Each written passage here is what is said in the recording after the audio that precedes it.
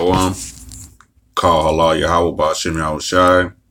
Double honor to the apostles and elders of GMS. Peace and blessings to the hopeful elect. This is GMS Stop and Listen. Going through the net, RT, I saw this article. It says, for times of crisis and war, Norway confirms U.S. is doubling troops on its soil. So this World War III, which we prophesy constantly on, and the Lord Yahushua is returning, it's getting closer. You can see it. You know, they're moving more troops, man. An article that was just out 2 weeks ago had U.S. They were moving a lot of troops into Georgia, Russia. So they're moving their troops, man. They're moving their troops from America overseas, man, wherever they can. You know, and they're moving this to Norway. And Norway is right on the top of, basically on top of Britain and England. It's up that way. So in the spirit, it's letting me know, hey, when you read Revelation 17 and it says they're gonna hate the whore, basically Great Britain, they're gonna be on the side of Russia and Iran before it's over with. So they're moving close, man. They're getting ready to do battle with basically like the NATO and the EU, America, man. They're going to be battling everybody, man. You know, it says U.S. Marines disembarked after landing in Norway. And see, this says 2017, so they've been moving. You know, ever since the new president took over, man, they've been moving troops, man.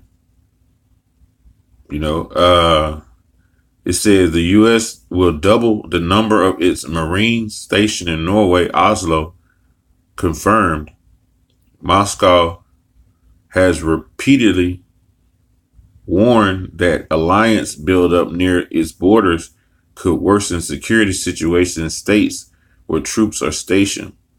News of the U.S. and Norway agreeing to extend its increase in rotational training and exercises by the U.S. States Marine Corps in the country was announced by the Norwegian Defense Minister, Frank Bakke-Jensen.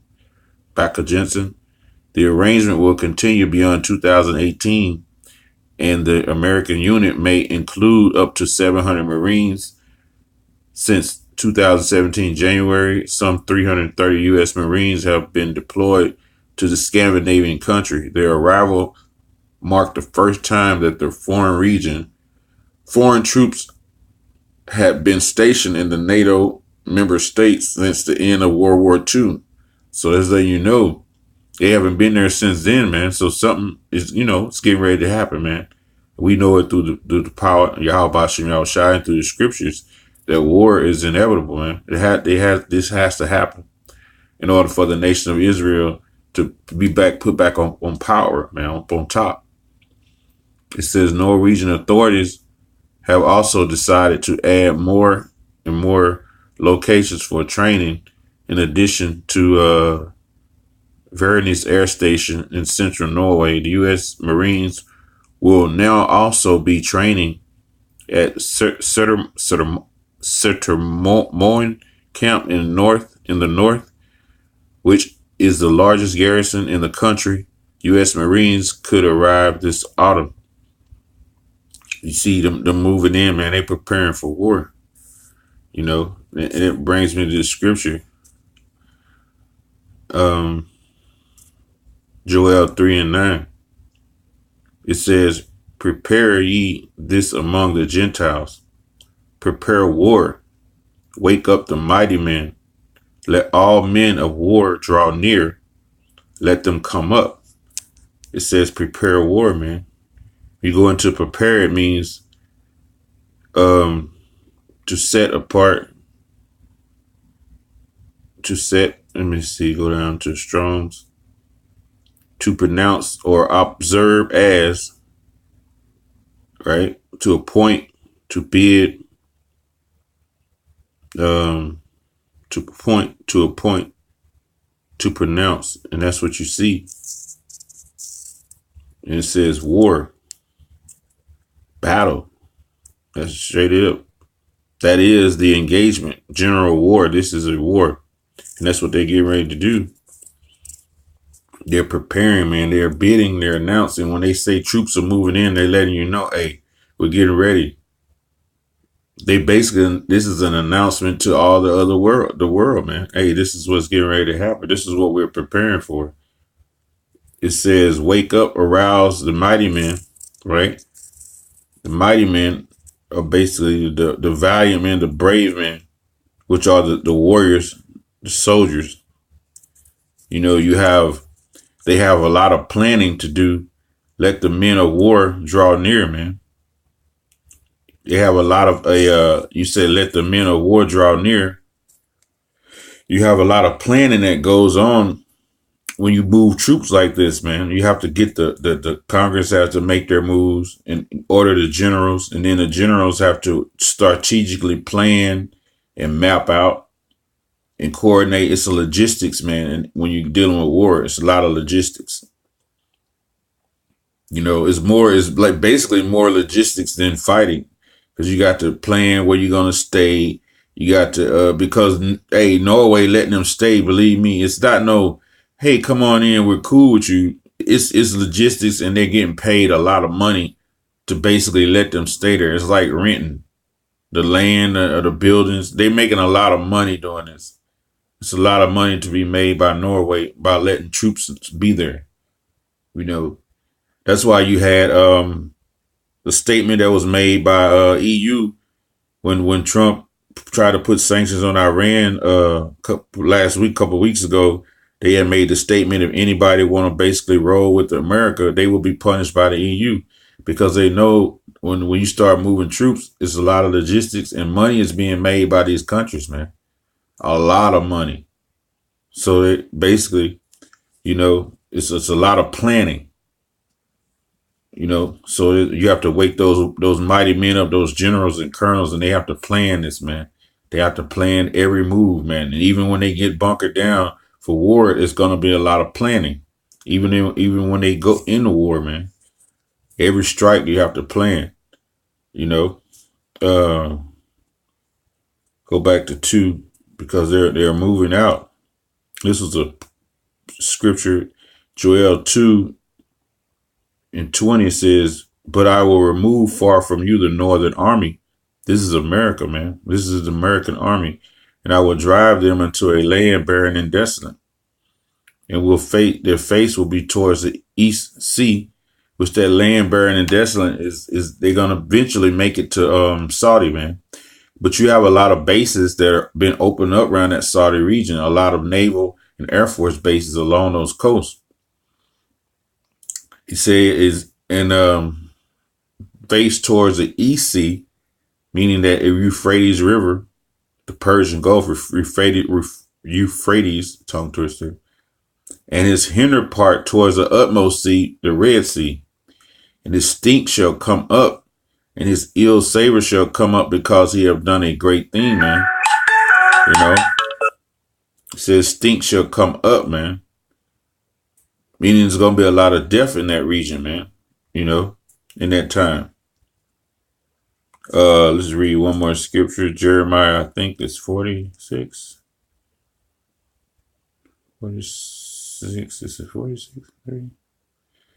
It says, order ye the buckler and shield, and draw near to battle. Order. Arrange it. That's what they're doing. Arranging, preparing to set array, to put in order, to esteem,